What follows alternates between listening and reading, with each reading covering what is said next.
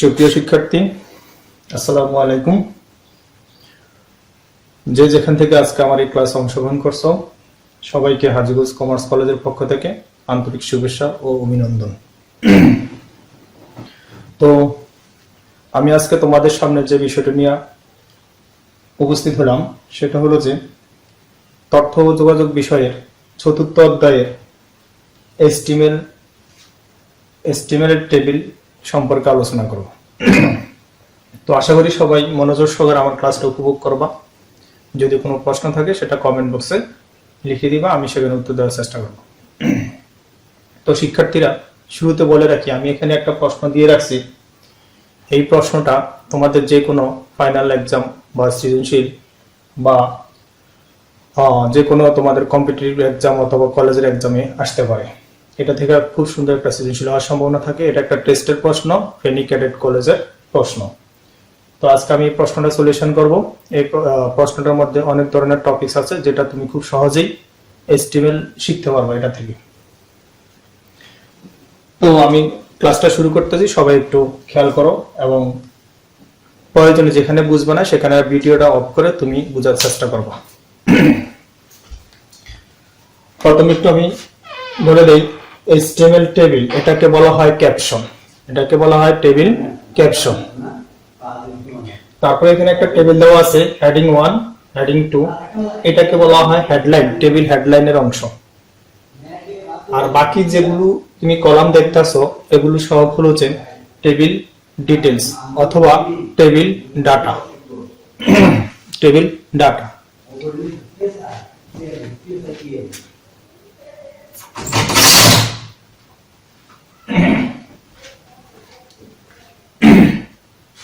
তো এখন টেবিলটা কিভাবে তৈরি করবো এস্টিমেল কোডের মাধ্যমে সেটা আমরা একটু খেয়াল করি। শুরুতে আমরা প্রত্যেকটা টেবিলের শুরুতে আমরা দিব যে এই ডক টাইপ।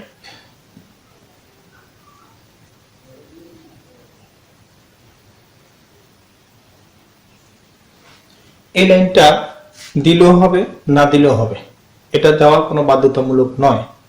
তারপর আমরা শুরু করব যে HTML.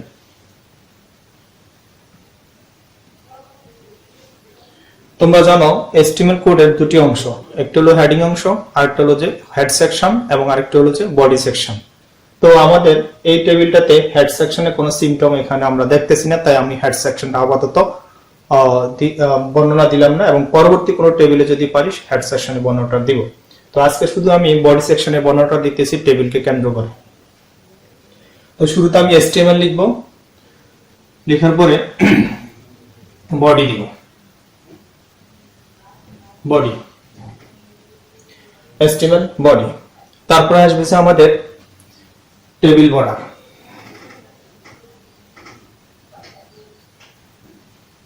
Table border, table border দিব। টেবিল বর্ডার 1, 2, 3 যেটা দিতে চাও দিতে পারবা, কোনো সমস্যা নাই। টেবিল বর্ডারের মূল উদ্দেশ্য হলো এখানে আমরা যে 1 দিই, 1 বা 2 দিলে আমাদের এই লাইনগুলো স্পষ্ট হবে, নতুবা এগুলো সব মানে অস্পষ্ট থাকবে, অর্থাৎ এটা যে একটা টেবিল সেটা বোঝা যাবে না। এই জন্য আমরা এখানে 1, মিনিমাম 1, সর্বোচ্চ তুমি এখানে 10 পর্যন্ত দিতে পারো। এখন দেখো, তোমরা একটু খেয়াল করো, প্রত্যেকটা টেবিল একটু চওড়া, দুই পাশে একটু চওড়া। এই জন্য এখানে আমরা একটু টেবিল ওয়াইড দিতে পারি। এখানে ওয়াইডটা আমরা এখানে আনুমানিক 30% দিয়ে দিই। 30% ওয়াইড দিলে আমাদের টেবিলটা একটু চড়া হবে। তারপরে উপরে যে এস্টিমেল টেবিল, এটাকে বলা হয় ক্যাপশন।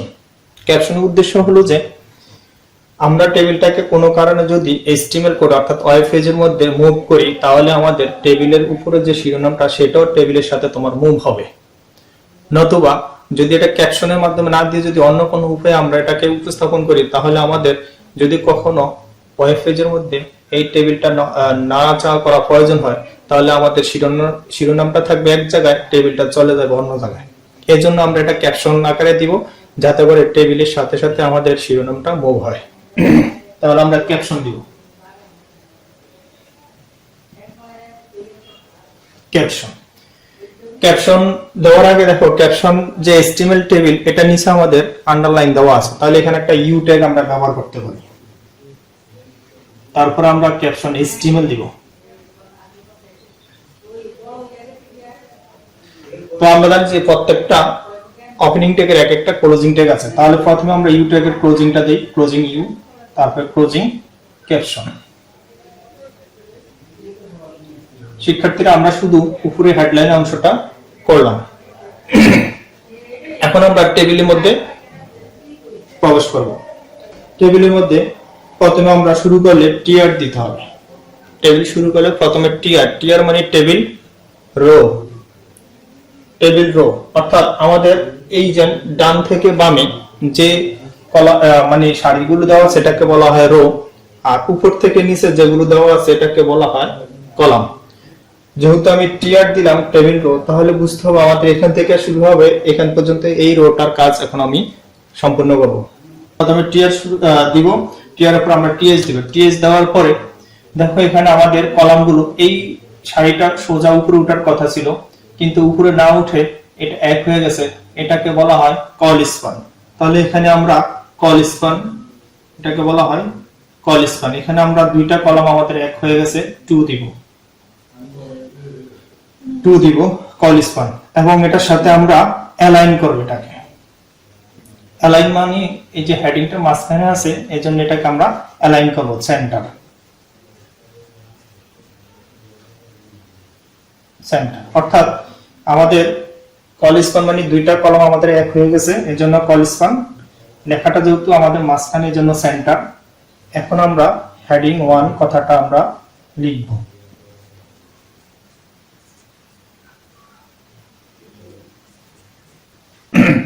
তারপর ক্লোজিং টিএচ। এতটুকুর কাজ মাত্র আমরা শেষ করলাম। এবার আমরা এই অংশতে যাব, দ্বিতীয় সেলের কাছে যাব। তাও আমি টিএচ দিব, এখানেও আমাদের একটা অ্যালাইন করতে হবে যেহেতু লেখাটা মাঝখানে আছে, অ্যালাইন।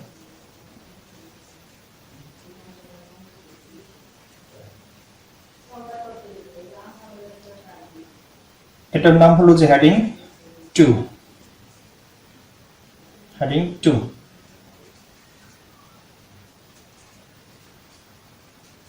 টিএচ। তাহলে এখান থেকে এখান পর্যন্ত আমাদের এই রো এর কাজটা প্রায় শেষ। আমরা এখানে ক্লোজিং টিআর দিব। আমরা মাত্র একটি লাইন করতে সক্ষম হলাম। এখন আমরা দ্বিতীয় রোতে আসব।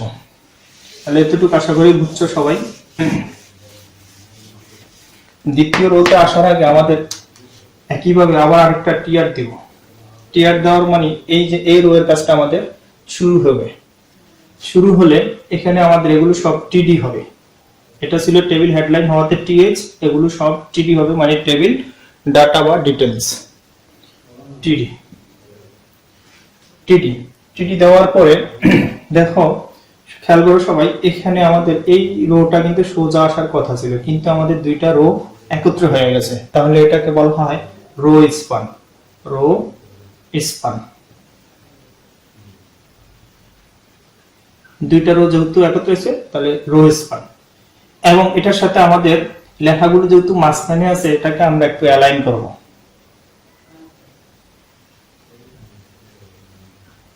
Align center. তারপরে a plus b whole square, এখানে আমাদের একটা সুপারস্ক্রিপ্ট ব্যবহার করব।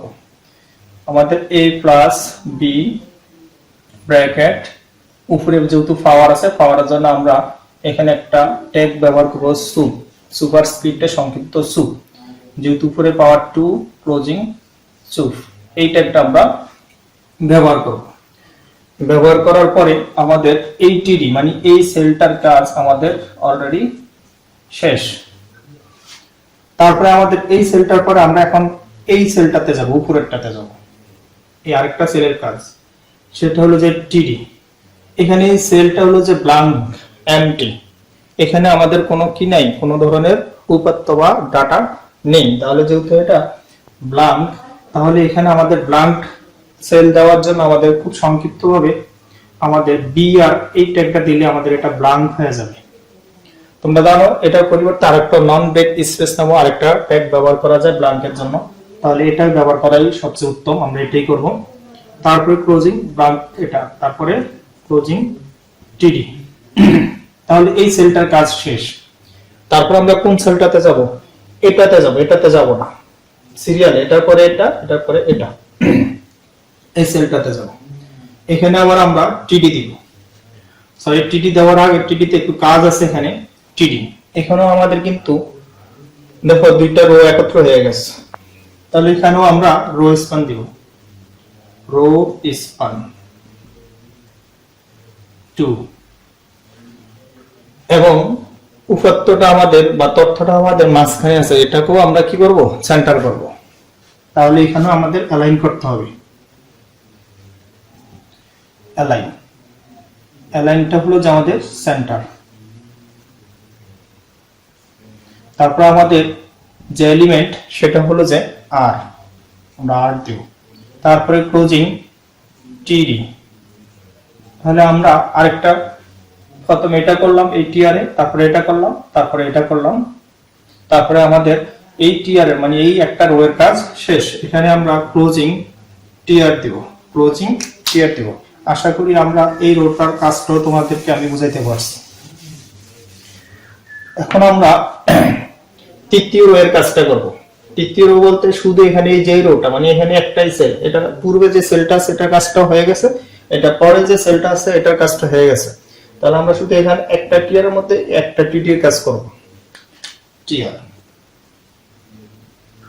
টিআর, টিডি, টিডি।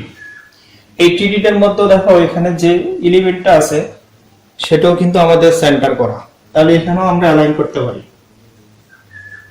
Align centre. তারপর এলিমেন্টের নাম হলো যে আমাদের এস, তারপরে ক্লোজিং টিডি। তারপরে আমাদের এই টিআর এর কাজ এখানে শেষ। আমরা আরেকটা রো এর কাজ শেষ করলাম। সর্বশেষ আমাদের আর একটা মাত্র রো আছে, একদম নিচেরটা। শিক্ষার্থীরা আশা করি তোমরা খুব মনোযোগ সহকারে বুঝতেছো। এখন আমরা আরেকটা টিআর দিব। আরেকটা টিআর এর জন্য আমাদের এখানে টিআর লিখতে হবে। টিআর, হ্যাঁ টিআর দিব এখানে। এই টিআর এর মধ্যে প্রথম টিডি দিব, টিডি দিব। এখন এই টিডির মধ্যে দেখো দুইটা কলাম, এই লাইনটা আমাদের সোজা নিচে আসার কথা ছিল, কিন্তু আমাদের দুইটা কলাম একত্র হয়ে গেছে, লাইনটা সোজা না থেকে এক হয়ে গেছে। এটাকে বলা হয় call span, call span, call span 2। এবং এটার মধ্যে যে এলিমেন্টটা আছে সেটা দেখো একদম সেন্টারে মাঝখানে আছে। তাহলে আমরা কি করব? এখানেও আমরা একটা অ্যালাইন দিব, এই অ্যালাইনটা তাও সেন্টার। তাহলে আমাদের একটা ট্যাগ দিলাম, ট্যাগটা দেওয়ার পরে এইবার আমরা এলিমেন্টটাকে উল্লেখ করব। এলিমেন্টটাকে উল্লেখ করার জন্য আমরা প্রথমে এইচ দিব। এইচ এর পরে যে 2 এটা কিন্তু বেস, এখানে আমাদের একটা ট্যাগ ব্যবহার করতে হবে। সেই ট্যাগটার নাম হলো যে সাব, মানে সাবস্ক্রিপ্ট। সাব, সুপ মানে উপরে, সাব মানে নিচে। তো সাব দেওয়ার পরে 2, তারপরে ক্লোজিং সাব, ক্লোজিং সাব। তারপর এটার সাথে আমাদের আরো আছে SO4, এটার সাথে আমাদের এই এলিমেন্টটা, এটার সাথেই SO4। এটার পরও আমরা এই 4টাও বেস, তাহলে আমরা এখানেও সাব দিব, তারপর এখানে 4 দিব, ক্লোজিং সাব। তাহলে আমাদের এই সেলটার কাজ মোটামুটি শেষ হয়ে গেল, ক্লোজিং টিডি। তাহলে আমাদের একটা সেল, এই সেলটার কাজটা আমরা শেষ করলাম। তো সর্বশেষ আমরা যেটা শিখবো সেটা হলো যে একটি এমটি সেল, এমটি সেল। তো এমটি সেলটার জন্য আমাদের এখানে টিডি, টিডি, বিআর, টিডি, এটা হলো যে আমাদের এমটি সেল।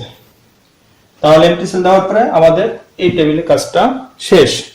এখন আমরা টেবিলটাকে ক্লোজিং করব। ক্লোজিং টেবিল, ওই যে আমাদের টেবিল বর্ডার শুরু করেছি, সেখানে আমরা এইখানে ওই কলাম ওই ট্যাগটি আমরা এখন ক্লোজিং দিব, টেবিল ক্লোজিং টেবিল। তারপরে আমরা ক্লোজিং দিব বডি, তারপরে ক্লোজিং দিব আমরা HTML। ঠিক এভাবে আমাদের কাজটা শেষ হবে। তো শিক্ষার্থীরা, আশা করি তোমরা আমার এই ক্লাসটি বুঝতে পারছো এবং এই টপিকসটা, এই ধরনের যদি কোনো কোশ্চেন পরীক্ষা আসে আশা করি তোমরা খুব সহজেই উত্তর দিতে পারবা এবং বাসা প্র্যাকটিস করবা। এতক্ষণ আমার ক্লাসটা দেখার জন্য সবাইকে ধন্যবাদ।